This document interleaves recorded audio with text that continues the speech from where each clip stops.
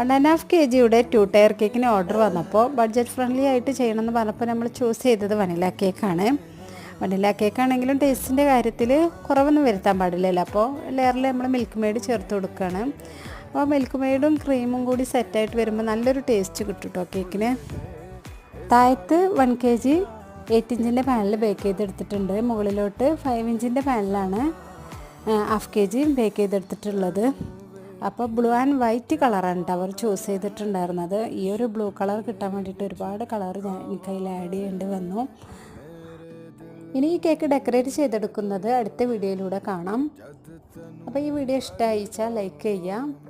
ഈ ചാനൽ ഇതുവരെ സബ്സ്ക്രൈബ് ചെയ്തിട്ടില്ലെങ്കിൽ ഒന്ന് സബ്സ്ക്രൈബ് ചെയ്യാം. ഇൻഷാ അല്ലാഹ് മറ്റൊരു വീഡിയോ വീണ്ടും കാണുന്നത് വരേക്കും ബൈ.